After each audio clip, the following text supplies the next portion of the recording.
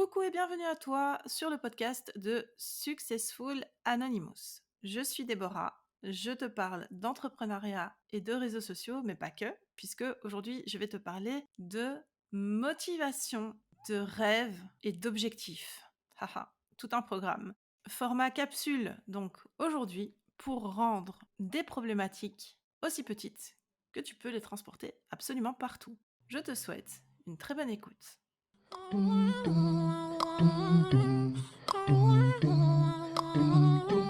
Ah, les rêves.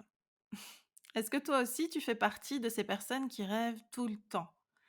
Qui rêvent de travailler à leur compte, qui rêvent de partir vivre loin de tout, qui rêvent d'avoir une vie où compter n'est plus un souci, où regarder ton compte en banque devient un moment agréable et plus une souffrance.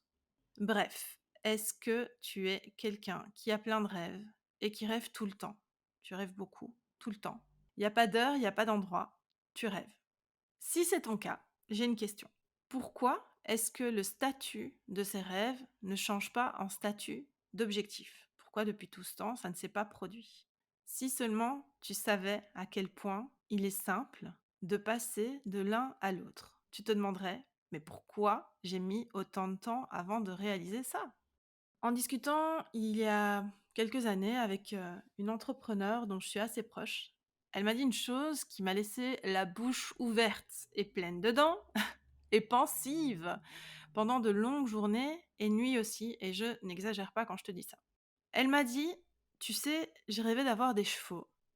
Pour moi, ça semblait impossible, hors de prix. Mais un jour, j'ai fait un truc totalement fou. J'ai effectué des recherches. Je peux te garantir que c'est à l'instant précis où j'ai commencé à chercher que mon rêve s'est transformé en objectif. Alors, je te conseille de remettre en arrière et de réécouter ce que je viens de te dire. Moi, ça m'a fait un électrochoc. En fait, elle venait de faire tomber une croyance tellement ancrée en elle que ça avait eu un effet domino chez moi parce que j'ai commencé à faire des recherches sur tout ce qui me faisait rêver et je me suis dit, mais c'est vrai, tout est possible en fait. Vraiment, ça a été une révélation pour moi. Quand on rêve, on idéalise énormément et on voit en grand. Évidemment, quand on rêve pas petit, on rêve grand. Et d'ailleurs, c'est très bien, il faut rêver plus grand encore. Donc forcément, quand tu rêves d'avoir des chevaux, d'ailleurs, l'amie dont je te parle aujourd'hui, elle a des chevaux, tu t'imagines que c'est pas possible. Déjà parce que ça coûte cher, mais en soi, ça coûte cher, ça veut dire quoi? Parce que quand tu dis cette phrase, t'as même pas une idée de prix dans ta tête, hein. Donc tu te dis: «Ça coûte cher», mais cher quoi? 200 €, 2 000 €, combien? Tu peux même pas quantifier la chose, tu sais pas. Donc tu dis juste: «Ça coûte cher», grosse croyance limitante, stop, ça restera du domaine du rêve. Alors que non. Mais bon, continuons. Donc tu te dis premièrement que ça coûte cher, ensuite qu'il faut, et là je fais des R guillemets, plein de choses pour pouvoir s'en occuper. Et de nouveau, ça n'a pas de sens de se dire simplement ça, parce que c'est quoi plein de choses? Est-ce que c'est plein de choses qui sont difficiles à acquérir, plein de choses qui coûtent cher, mais de nouveau cher, ça veut dire quoi? Ah, il faut se poser des questions. Enfin, tu vois certainement où je veux en venir, mais quand tu rêves, tu te fais plein d'idées sur un tas de choses qui ne veulent en réalité rien dire parce que tu ne peux rien quantifier. Tu parles comme ça dans le vent, mais tu sais pas en fait, tu sais pas combien ça coûte, tu sais pas ce qu'il faut réellement, que ce soit pour les chevaux ou pour quoi que ce soit d'autre. Si tu veux un nouveau bureau de travail, tu peux t'imaginer que oui, un bureau c'est cher, mais est-ce que tu as entrepris des recherches pour déjà savoir quel type de bureau, quel bois? Est-ce que tu veux un bureau que tu structures toi-même avec des pièces qui viennent d'ici et de là, ou un bureau déjà tout fait avec des tiroirs, sans tiroirs? Bon, il y a plein de choses. Tu peux pas juste te dire je veux ça, c'est un rêve. Ah, tu peux te dire que c'est un rêve et en rester là, ça c'est OK. Mais tu peux pas te dire c'est un rêve, je pourrai jamais l'avoir parce que, et là tu justifies, mais tu te mens parce que c'est cher, parce que ceci, c'est des choses dont tu n'as absolument aucune idée. Parce que tu n'as pas effectué de recherche, tu ne sais pas. C'est ton cerveau qui te met des barrières alors qu'il pourrait faire l'inverse et ça, tu peux le lui apprendre. Et finalement, donc, c'est un problème de pouvoir quantifier tout ça. Et c'est pareil avec tout. Peut-être que tu rêves de te lancer en ligne, mais que tu te dis que c'est pas possible parce que tu dois te montrer et que tu ne veux pas. De nouveau, c'est une idée reçue. Il te suffit de te renseigner sur le sujet, de te fixer une deadline pour te lancer et ton rêve, à ce moment précis, change de statut. Il devient un objectif quantifiable et réalisable. Peut-être que ça va prendre du temps, peut-être que ça va être long, mais ça c'est rien, c'est pas grave, tant qu'au final tu parviens à réaliser ton rêve. Récemment, j'ai commencé à lire un livre sur un couple qui a effectué un achat immobilier en Île-de-France sans faire de crédit.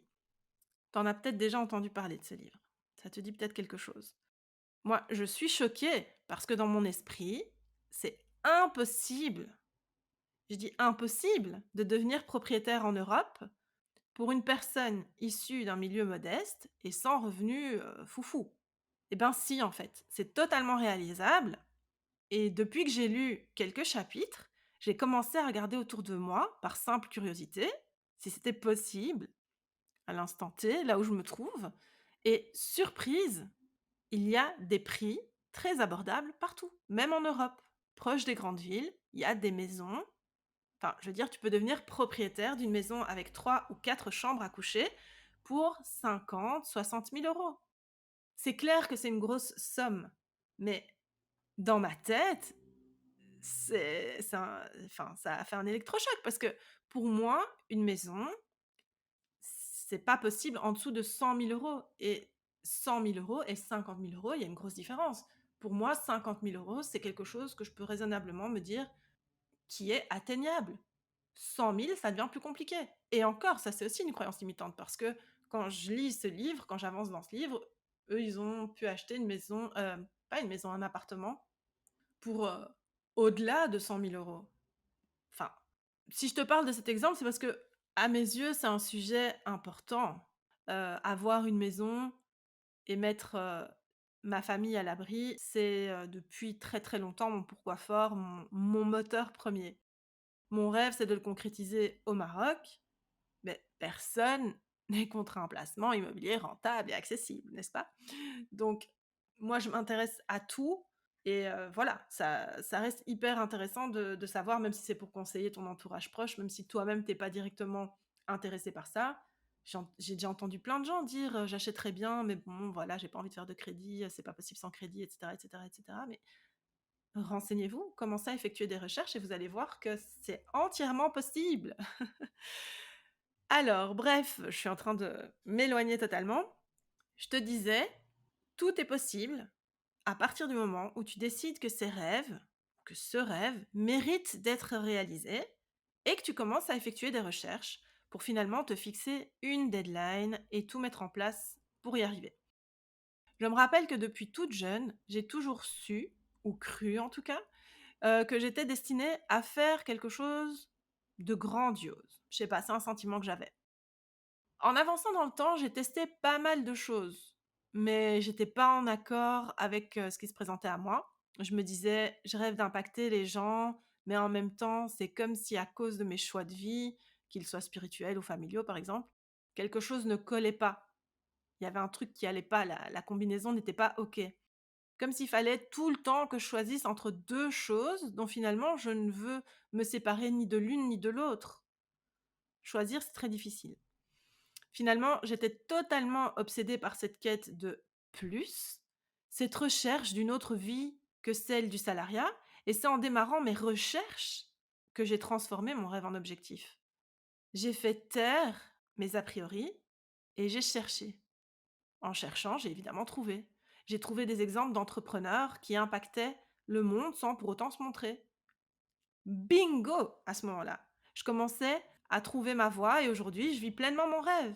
Et je savais même pas que c'était un rêve. C'est parce que je me suis retrouvée le dos au mur à un moment donné dans ma vie.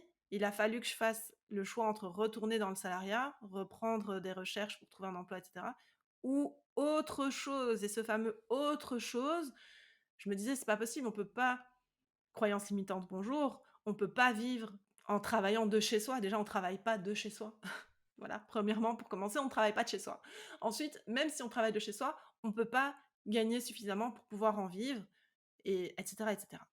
Donc tu vois, aujourd'hui, moi, je suis pleine de gratitude parce que je vis ma vie de rêve. Je savais même pas que c'était mon rêve et finalement je vis mon rêve et tout ça sans compromis, sans négocier sur ma personne. Je peux être moi-même et encourager d'autres femmes à faire la même chose.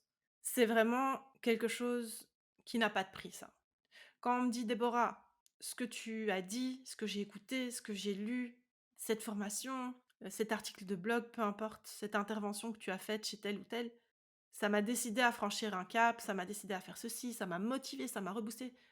Mais quand je reçois ce genre de retour, je suis ouais, pleine de gratitude, hyper reconnaissante parce que ça donne un sens énorme à ce que je fais et ça, c'est priceless. Vraiment, ça n'a pas de prix.